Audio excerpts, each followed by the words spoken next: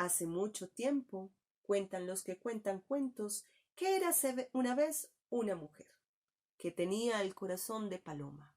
Esta es la historia de Maite, una mujer que había nacido a orillas del río Magdalena, rodeada de verdes montañas que parecían faldas bordeadas con flores de colores. En las noches, el sueño de Maite y de otros niños era acunado por el canto de los manatíes. Arrurru, mi niño, arrurru, mi amor. Pero con el canto de los manatíes también llegó el silencio, y tras el silencio, las balas. Un día, Maite, que aún era una niña, le preguntó a su mamá: «Mamá, mamá, ¿eso que se escucha a lo lejos son balas o son fuegos artificiales?» La mamá, en su inmensa sabiduría y amor, respondía a la niña: «Mi niña, calla y duerme». Y así, con el canto la acunaba. Duérmete, mi niña, duérmete, mi amor, duérmete, mi arrullo de mi corazón.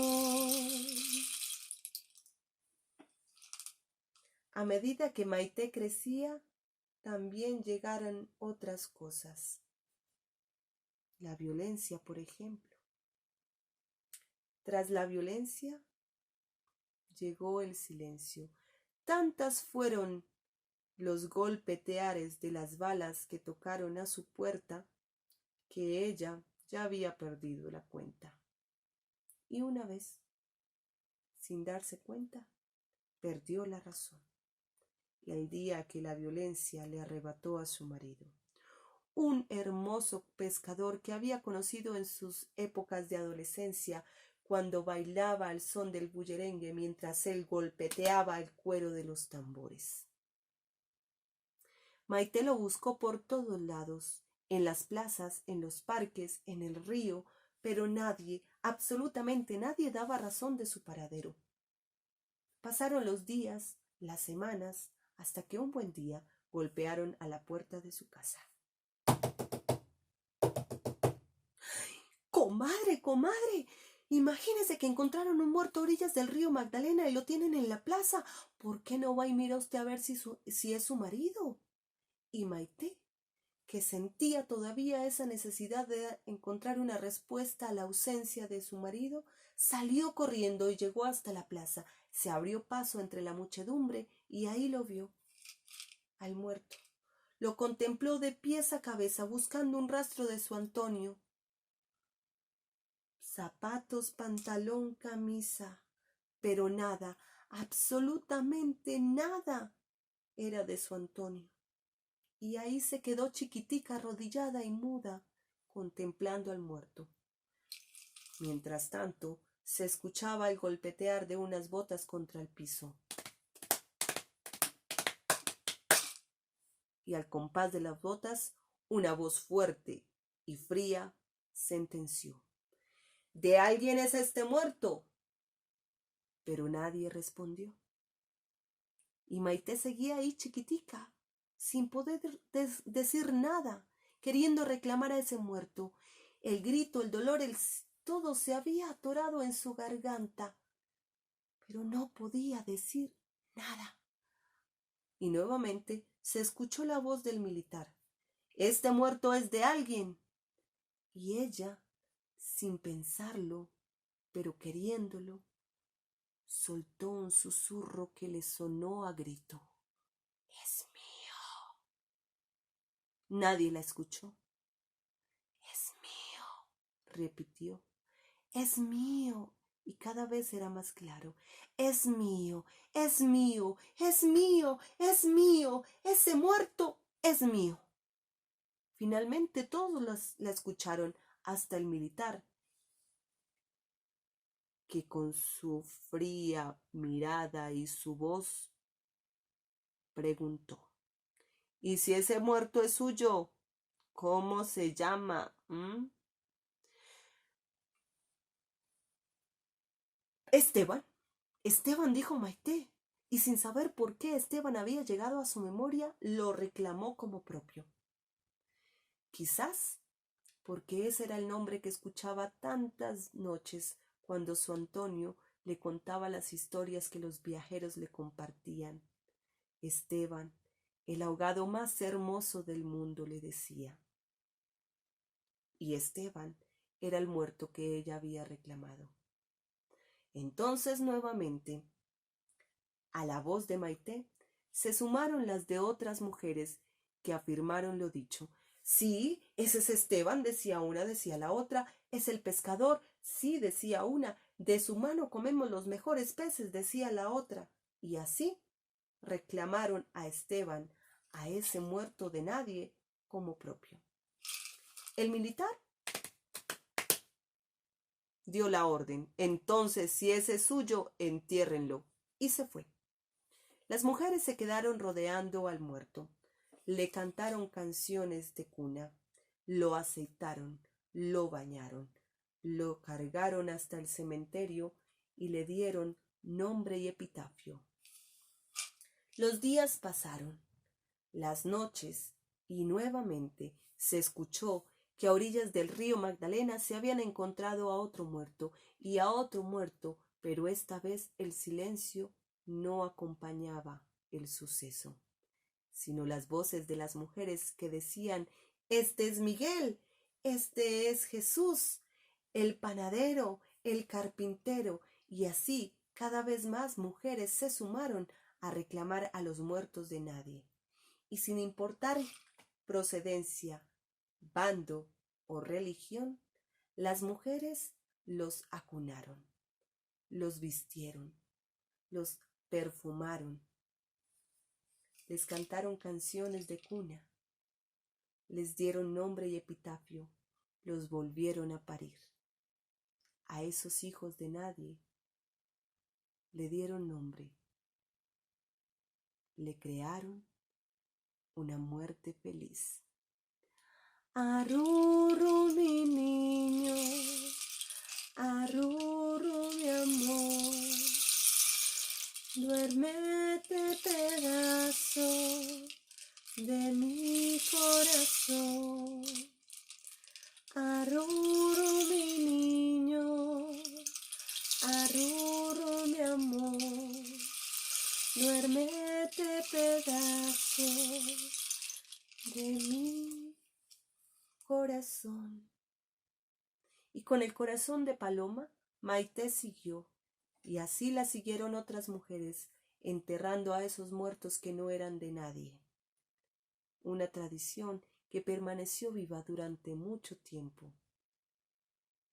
Maite nunca encontró a su Antonio, pero tampoco perdió la esperanza de que de pronto, en otro pueblo, a orillas del río Magdalena, alguna mujer reclamara a ese muerto como propio y por sobre la voz fría de los militares dijera: «Este muerto es mío. Se llama Antonio y era un pescador». Bien, esta es la historia que quería compartirles. Una historia de Vera Carvajal, periodista y escritora colombiana, que además cuenta historias muy bonitas de mujeres a lo largo de la historia que han aportado a la construcción de sociedad, desde los derechos, desde la ciencia y las tradiciones. Muchísimas gracias y recuerden siempre contar historias. Link era un tipo muy sencillo. Era el hijo de un matrimonio arreglado entre una importadora de jade y un vendedor de joyas. Claro, en la casa el dinero nunca faltó. Pero pues la plata tiene esto que, ¿cómo decirlo? Le quita aleatoriedad, le quita sorpresa a la vida. Y esto en Link lo volvió un chico muy tímido. Le tenía miedo a los truenos, le tenía miedo a los insectos, le tenía miedo a los muertos. Aún así, su papá le consiguió una esposa, y una muy buena mujer. Se llamaba Sue.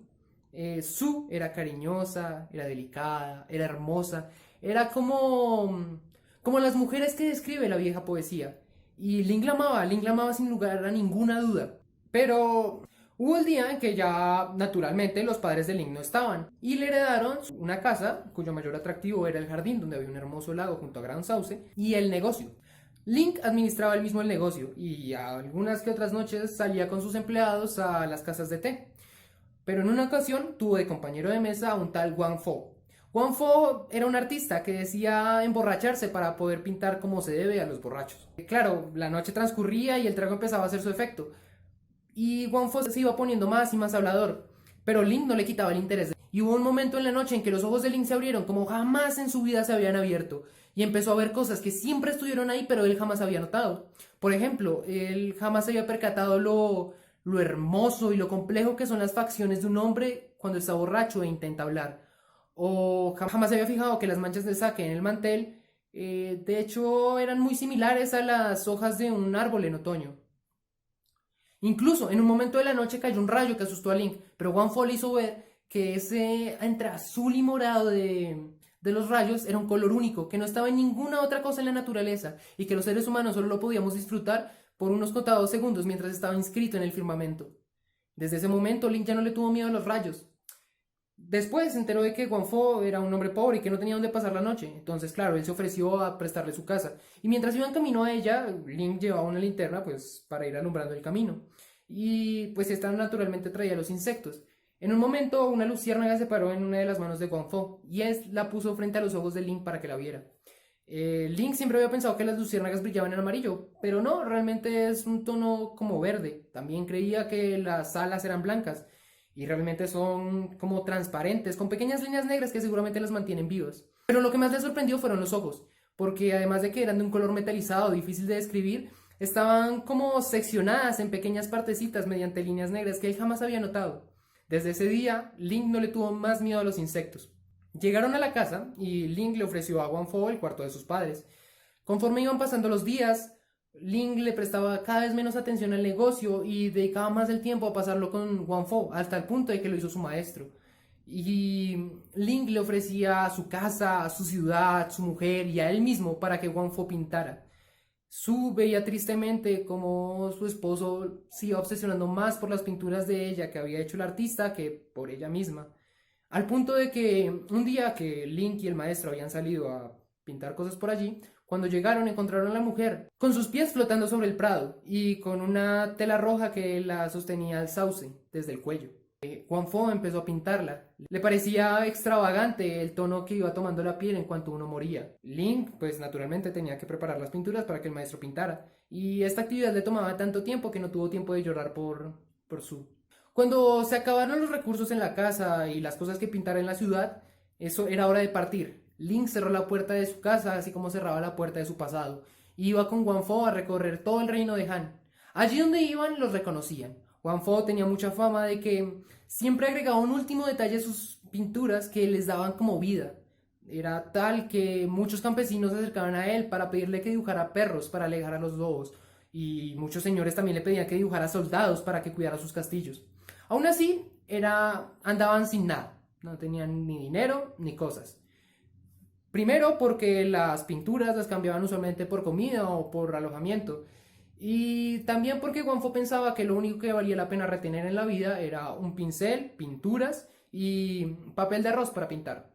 Usualmente, Wang Fu solo se dedicaba a pintar. Mientras tanto, Link era el encargado de preparar las pinturas. Él se levantaba antes que el señor Wang Fu para ir en busca de lugares que merecieran la pena ser pintados.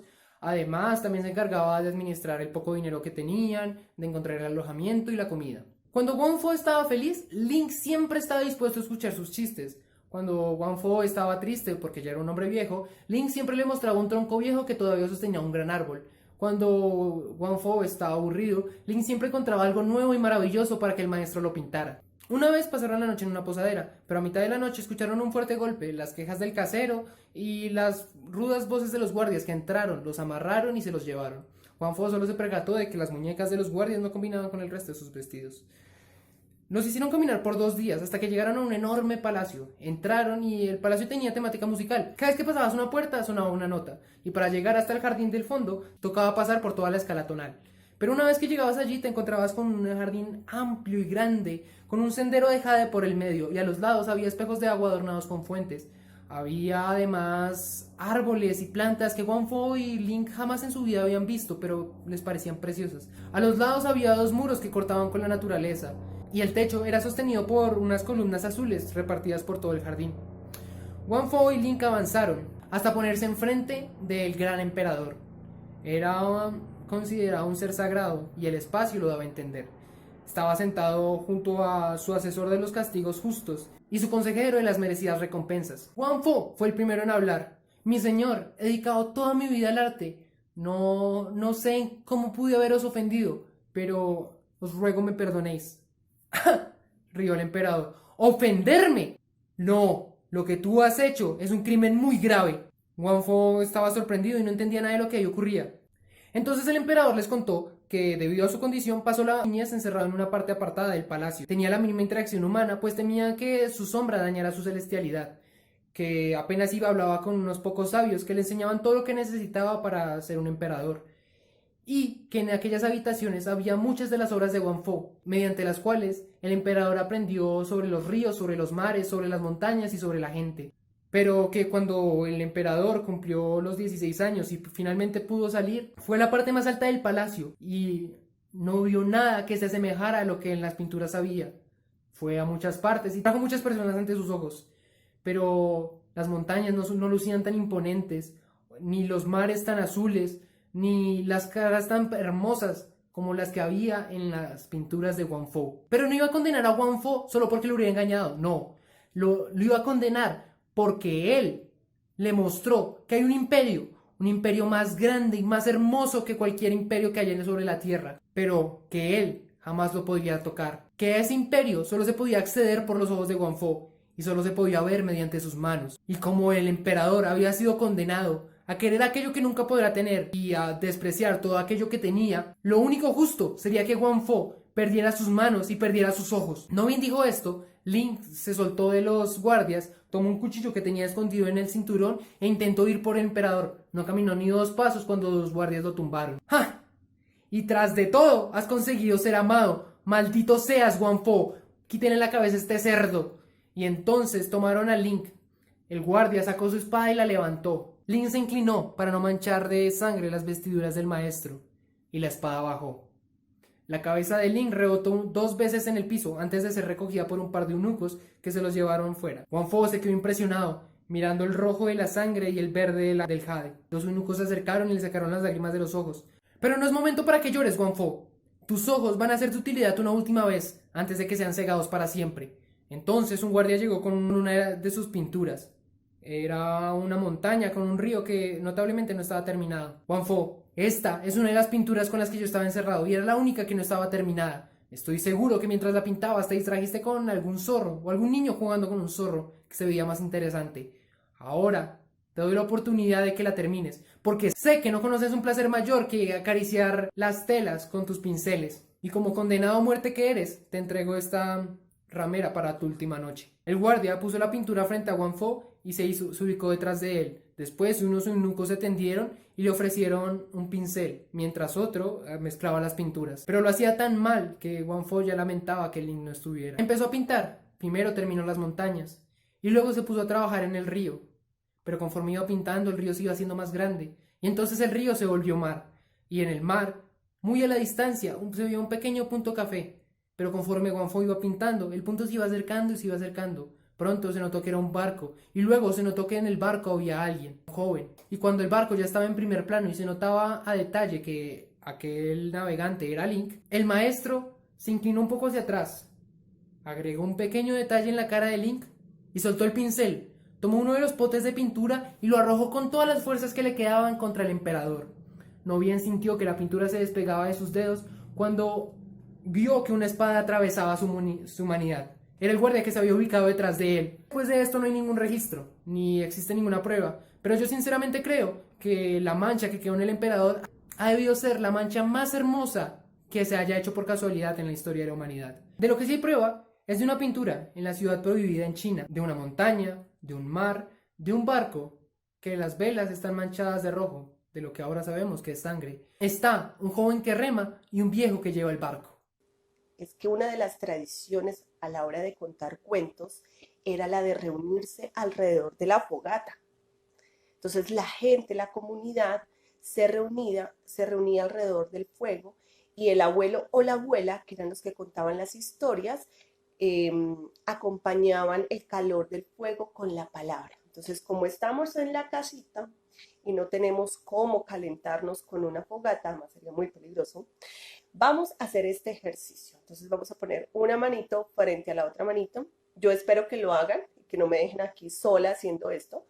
Y vamos a juntar las manos y vamos a frotarla muy, muy fuerte hasta sentir que se nos calientan los dedos, la palma de las manos y que ese calorcito interno que tenemos que está ahí va saliendo poco a poco de nuestro interior y se va llevando, se va pasando pues a nuestras manos, a nuestros deditos, a la palma de las manos, duro, duro, duro, duro, duro, duro, duro, duro, como si estuvieran batiendo chocolate, así, listo. Y cuando terminen, se van a calentar el rostro, se van a pasar el calor por el rostro, por el cuello, por los hombros, por los brazos, por el pecho, el estómago, las piernas. Y otra vez, otra vez, otra vez, otra vez, otra vez, otra vez, otra vez, otra vez. Y si tienen a una persona cerca y al lado, al papá, a la mamá, al primo, al hermano, a la hermana, a esa persona que tienen ahí cerquita, entonces le van a regalar un poquito de ese calor. Yo como estoy solita, lo voy a poner aquí en mi corazoncito para calentarme en esta mañana. ¿Listo? Perfecto.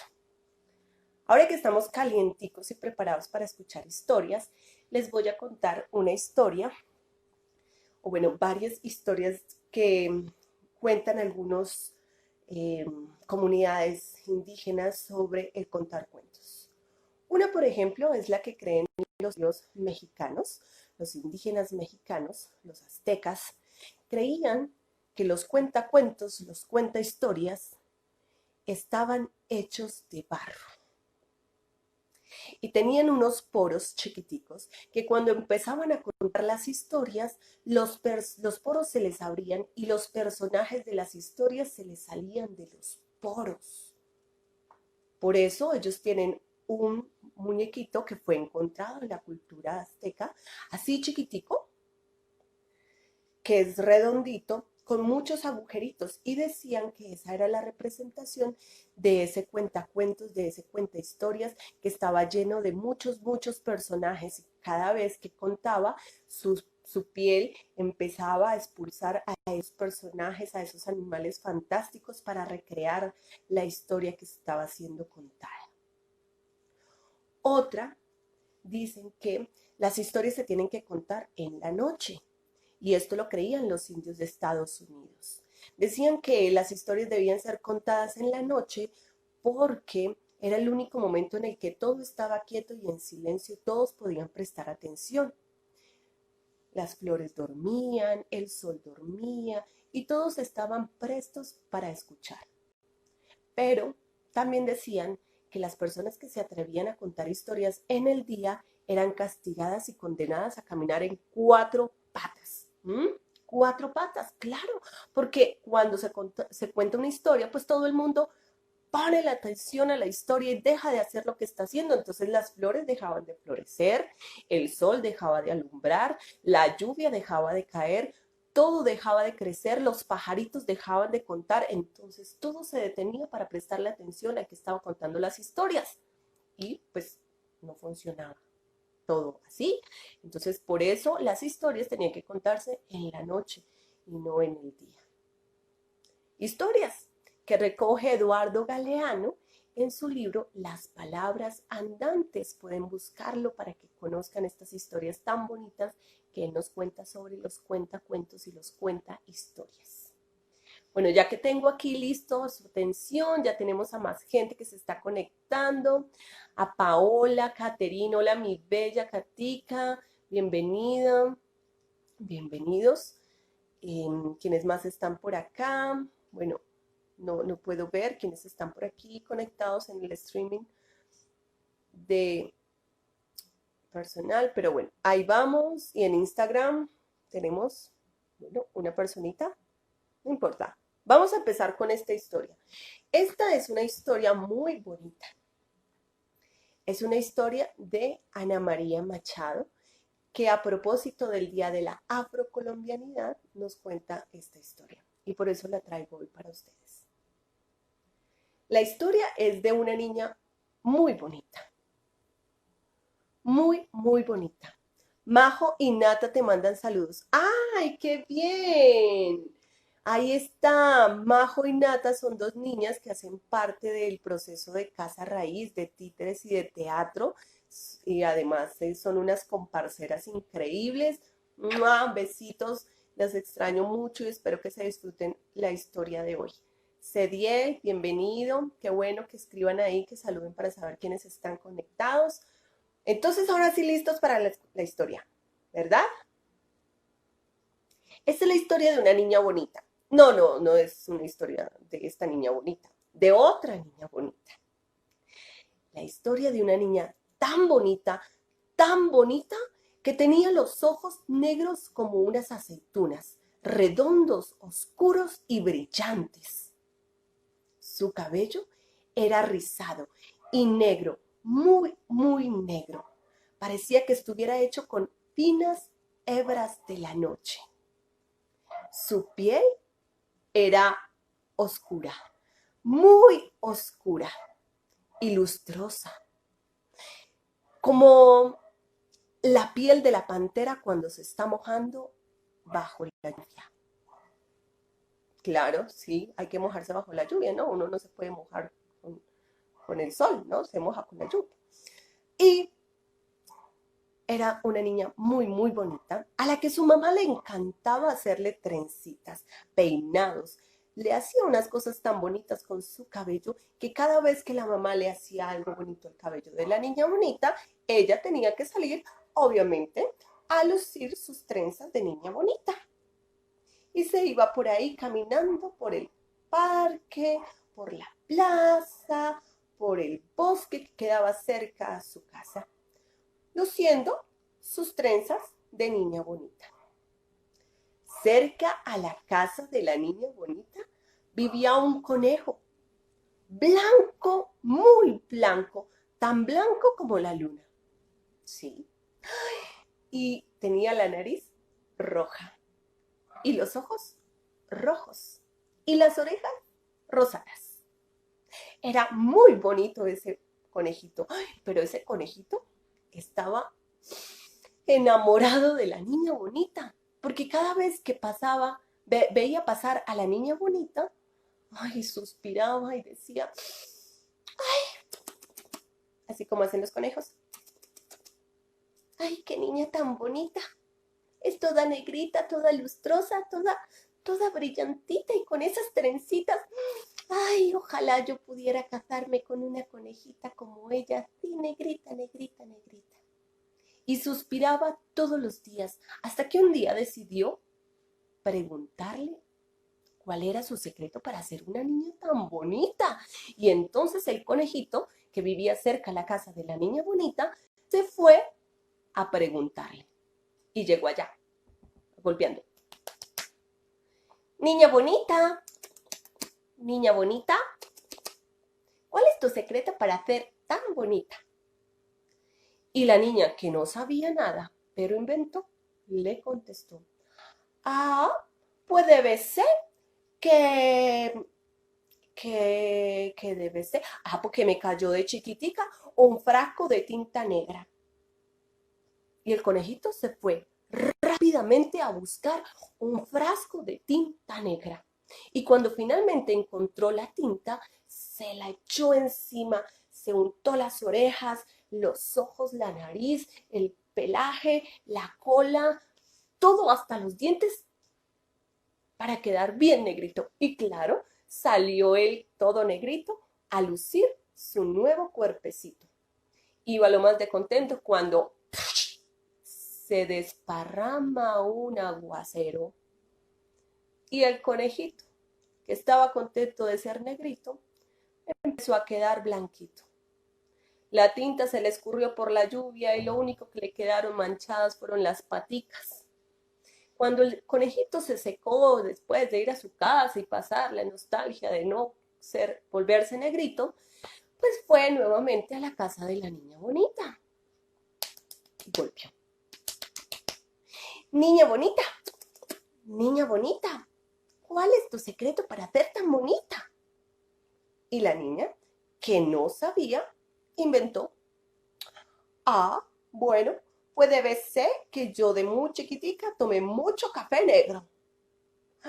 Y el conejo se fue rápido para su casa y se preparó una ollada de café negro oscuro y cargado como este que tengo yo aquí y se lo empezó a tomar.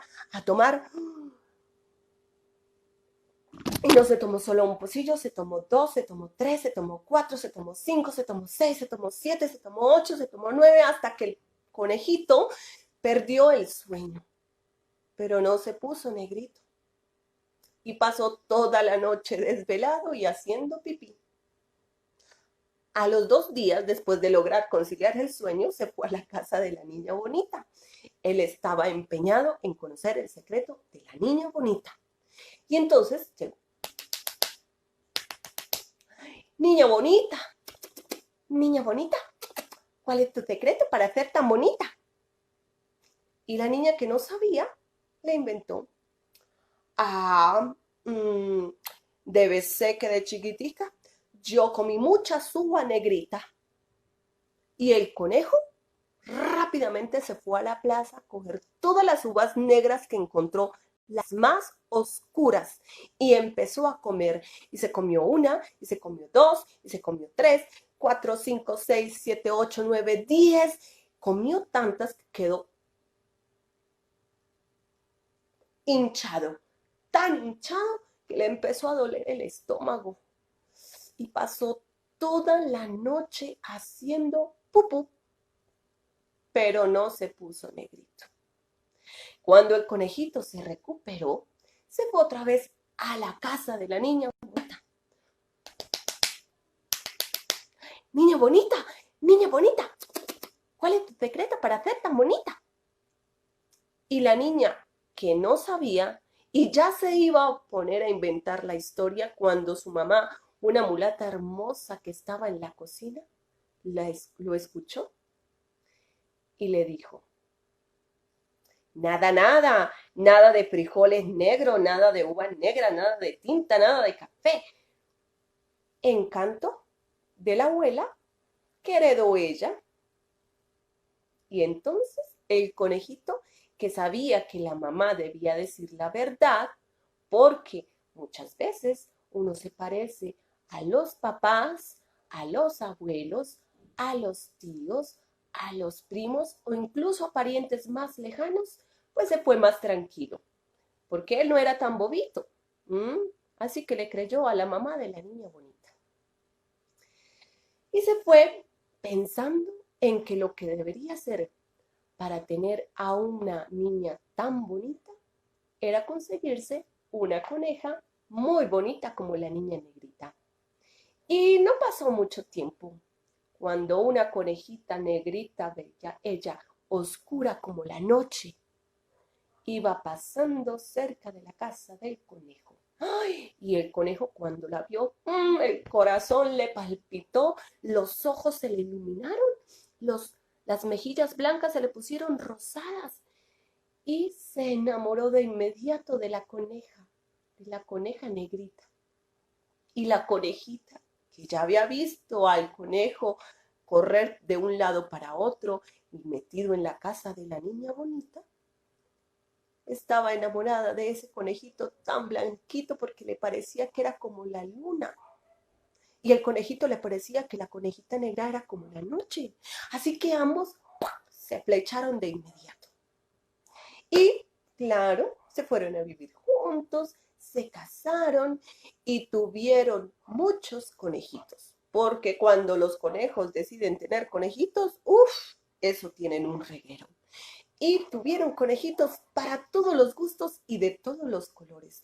Los tuvieron blancos, muy blancos, blancos grises, blancos con manchas negras, negros con manchas blancas, negros con guantecitos blancos, blancos con guantecitos negros y tuvieron una conejita negrita, negrita como la noche, tan bonita que le recordaba al conejito blanco a su vecina la niña bonita. Y por supuesto, cuando bautizaron a esta conejita negrita, la madrina, adivinen quién fue.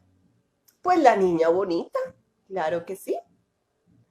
Y la conejita, cuando salía a caminar por la pradera, por el bosque, siempre le preguntaban lo mismo.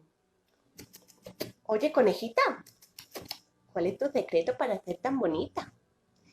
Y la conejita, que ya sabía, respondía, ningún secreto, encantos de mi madre. Colorín colorado, esta historia ha terminado. Esta es la historia de Niña Bonita, una historia de Ana María Machado, escritora brasilera. Una historia a propósito del Día de la Afrocolombianidad. Así que, ¿a quién se parece usted? ¿Ya se fijó? ¿Se parece a su mamá? ¿A su papá? Yo tengo la nariz de mi papá, los ojos de mi papá y los dedos de mi abuelo que son largos.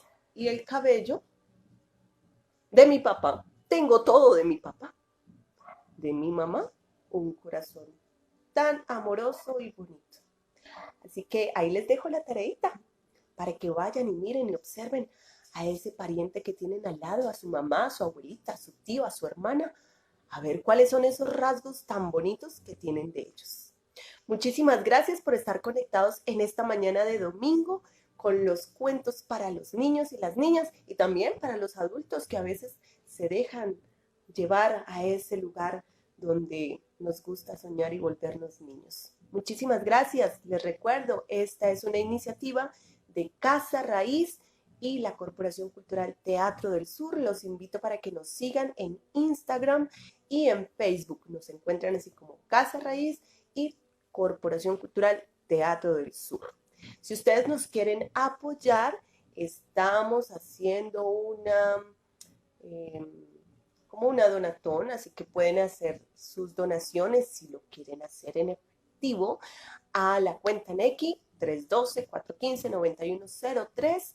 Si no, los invitamos a que compartan este contenido y también otras cositas que están por ahí en la página de Casa Raíz. Muchísimas gracias, que tengan lindo fin de semana y recuerden siempre compartir una historia. Un abrazo. Chao, chao.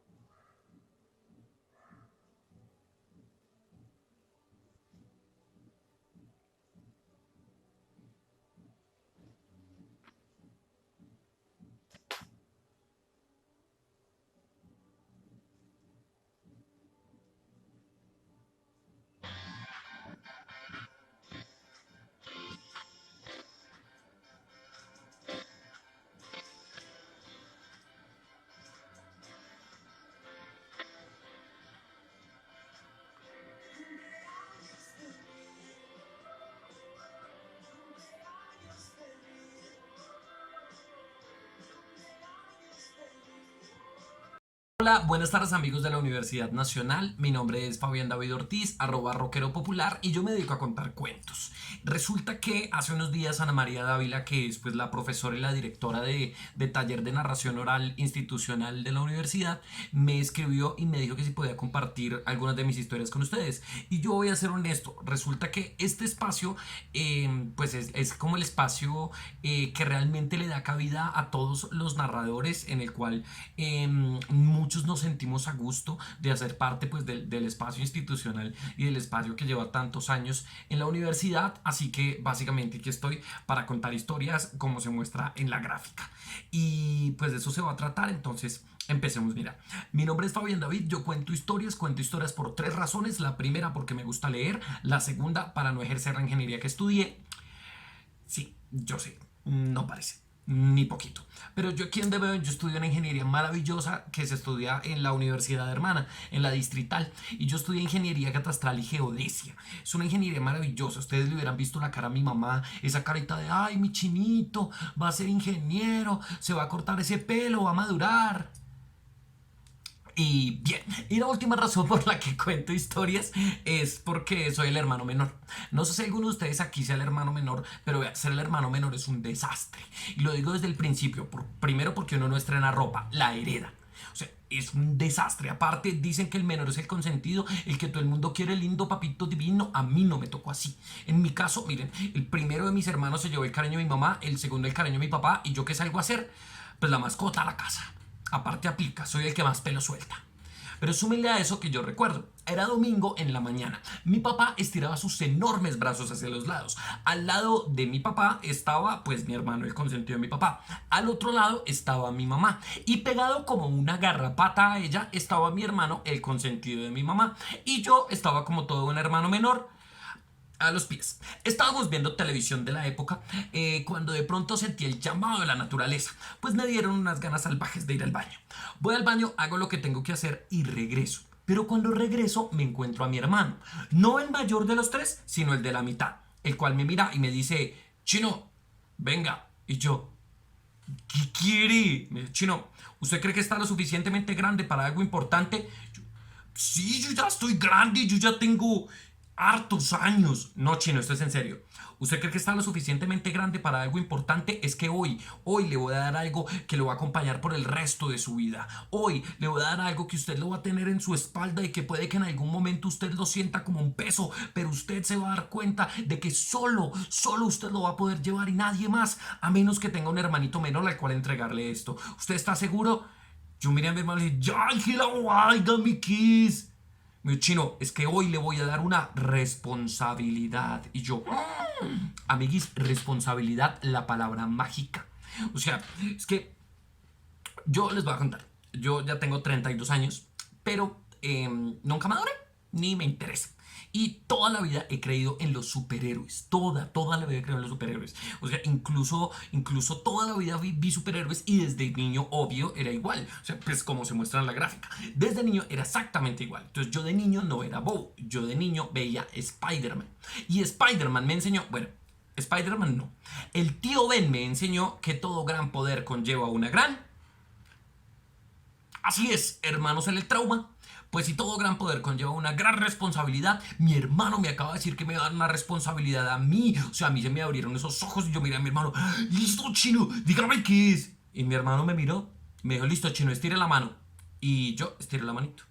Y antes de que me diera cuenta, mira, él tenía una de las manos de él empuñadas y puso algo sobre mi mano. Y antes de que yo viera qué era, me cerró el puño. Y yo me quedé ahí, mi querido público, con la responsabilidad en la mano, con el poder en la mano. Yo estaba feliz, amiguis. Mi hermano me miraba con esa cara de hermano mayor, esa mirada tierna y comprensiva de hermano mayor, esa mirada que es toda... Mi chinito está creciendo. Y yo no me aguanté más, yo ya me imaginaba saliendo en los periódicos, saliendo en las noticias, haciéndome viral, agarrando raponeros del centro y no me aguanté más y miré qué era.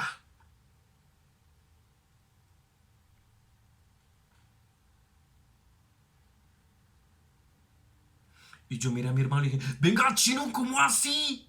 Y entonces la mirada de mi hermano cambió. De la mirada tierna y comprensiva de hermano mayor a la mirada de hermano mayor de verdad. Esa mirada que es como...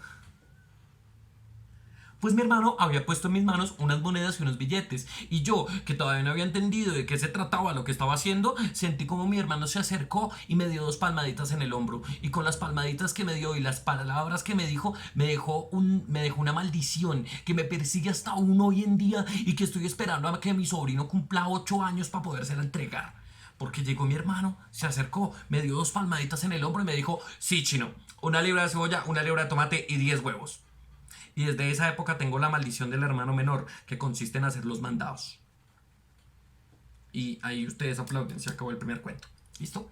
Y bueno, para terminar y contarles otro cuento más. Mira, resulta que, bueno, yo crecí, como se muestra en la gráfica también, me salió barba y esas cosas. Esto es puro efecto de la cuarentena, nunca había estado así realmente. Pero resulta que entré a estudiar la ingeniería. Y estudiar ingeniería, pues si aquí hay alguien que haya estudiado o que estudie ingeniería, va a saber que esto es rudo. O sea, estudiar es rudo porque cuando tú estudias ingeniería, tú entiendes al mundo. El problema es que entre más entiendes al mundo, el mundo menos te entiende a ti. Por ejemplo, mira, yo un día iba caminando por el parque. Eso no es de mucha imaginación. O sea, imaginemos un montón. Yo no iba solo. Iba con una niña. Y con niña me refiero a mayor de edad. Y íbamos con una niña así, vea, agarraditos de la mano para romperles toda la imaginación.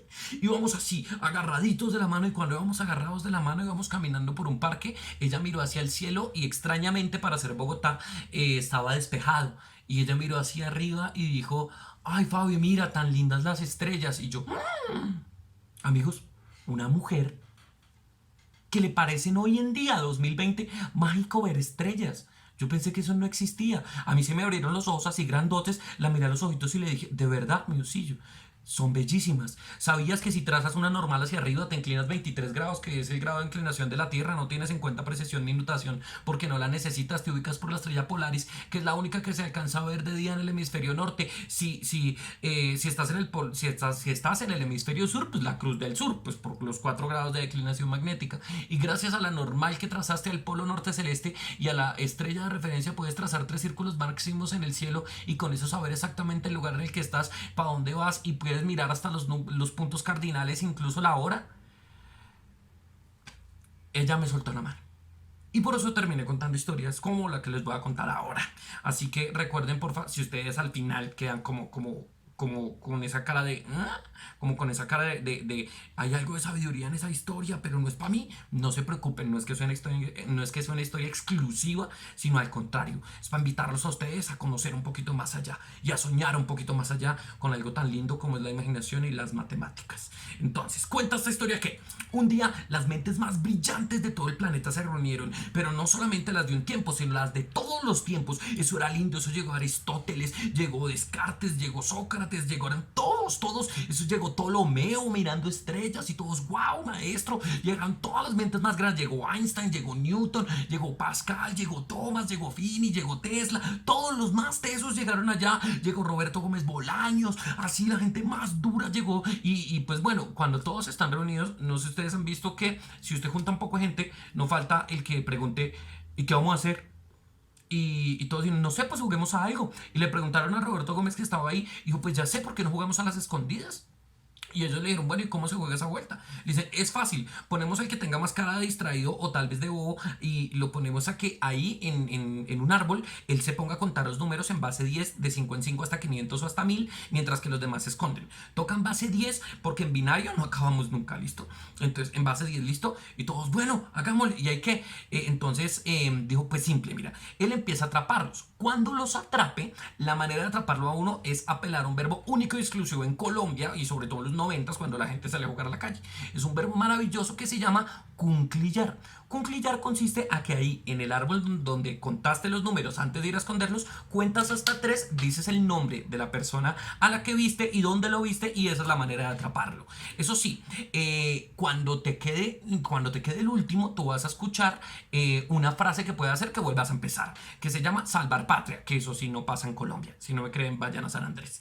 Y entonces, esta opción es salvar patria, y la última opción es que si llega a decir un nombre equivocado o piensa que atrapa a alguien y es otra persona, eso significa que quemó la olla y le toca volver a empezar por bestia. ¿Listo? Y todo: listo, hagámosle de una. ¿Y a quién ponemos a contar? Y vieron a un cuchito allá como despelucado y le dijeron: Albert, venga. Y Einstein los miró así: Einstein, lo que pasa es que queremos jugar a las escondidas, queremos saber si usted quiere contar. Y él: depende, es relativo. Es una velocidad cercana a la velocidad de la luz. Y dijeron: ay, venga para acá más bien. Se lo llevaron al árbol y ahí lo dejaron para que contara, mientras que todos los demás se escondieron. Y Einstein, pues él no iba a contar los números en base 10, de 5 en 5 hasta 500 o hasta 1000. No, por Dios, que falta nivel. Es puro precálculo. No, ¿el qué hizo? Mira, él empezó a calcular el centro de masa del árbol. Lo plomó al suelo. Igual que ahorita, sí la tenía clara, trazó una normal hacia arriba, se inclinó 23 grados de inclinación, que es el grado de inclinación de la Tierra. No tuvo en cuenta precesión ni nutación porque no la necesitaba. Se ubicó por la estrella Polaris, que es la única que se alcanza a ver de día en el hemisferio norte. Si estuviéramos en el hemisferio sur, pues la cruz del sur, pero con 4 grados de declinación magnética. Y gracias a la normal que trazó al polo norte celeste y al punto vernal que lo sacó con la latitud, gracias a eso, mira, trazó 3 arcos de círculo máximo en el cielo, y con eso pudo triangular las posiciones de todos, absolutamente todos los que estaban ahí, teniendo en cuenta el tiempo. en todas las dimensiones si quiere. Y así empezó a atraparlos uno por uno. Y al final le hacían falta dos, Newton y Pascal. Y Newton estaba escondido detrás de un árbol, cuando de pronto le cayó una manzana en la cabeza. Y en lugar de decir, me están pensando por mí, lo que hizo fue que se le ocurrió una idea. Agarró un palito y con ese palito trazó una línea de 1 metro. Totalmente perpendicular trazó otra. Ortogonal a esta trazó otra. Y cerró con otra haciendo un cuadrado perfecto. Y se quedó ahí esperando a que lo vieran. Y cuando Einstein lo vio, ¡ay Jesús! Bueno, Jesús no estaba jugando. Amiguis, calculen lo siguiente. Imagínense que usted está jugando a las escondidas con 42 personas y ya agarró a 40. Y de pronto vio a uno. Y le hacen falta dos. ¿Con qué ganas se va este hombre a ese árbol? Y llega a ese árbol, mira otra vez y de nuevo, 1, 2, 3, por Newton que está allá detrás del palo. Y entonces, mira, yo pensaba, antes de esta historia, de conocer esta historia, yo pensaba que lo peor que le podía pasar a uno jugando a las escondidas con 42 personas y que ya agarraste 40 es que se escuche una voz de fondo que te diga como 1, 2, 3 por mi salve patria por todos mis amigos. Eso da piedra. Lo sé, da rencor incluso. La cuestión es que si tú pierdes así, pues sabes que perdiste, pero que perdiste peleando. Entonces que el otro de pronto se escondió mejor o que corrió más rápido que tú, pero diste todo lo que tenías. Pero lo peor que le puede pasar a uno jugando a las escondidas en ese contexto fue lo que le pasó a Einstein esa noche. Porque escuchó una voz de fondo que le dijo, no señor, quemó la olla. ¿Cómo así que quemé la olla? Luego usted no es Newton. ¿Y Newton sobre metro cuadrado no es Pascal? Bueno, ahí es el final del cuento por si no lo agarraron, listo. Igual tampoco hay que explicarlo, supongo. Damas, caballeros, muchísimas gracias por este espacio. Muchísimas gracias a Ana María Dávila y a todo su equipo de trabajo. Y sobre todo muchísimas gracias a ustedes por escuchar las historias, por escuchar los cuentos. Y espero realmente y de todo corazón que llegue un futuro no muy lejano en el que podamos vernos todos. Y justo a este momento le dio por pasar un camión frente a mi casa. Qué triste. Así soy yo siempre, de malas desde chiquito. Un abrazo para todos, que estén muy bien. Muchas bendiciones, mucho amor, mucha paciencia, mucha fuerza. Y recuerden que de esto salimos adelante juntos. Esto también pasará. Esto también pasará. Nos vemos pronto, que estén muy bien. Y recuerden, @roqueropopular si les gustó lo que hago. Y nos estamos viendo en otra ocasión.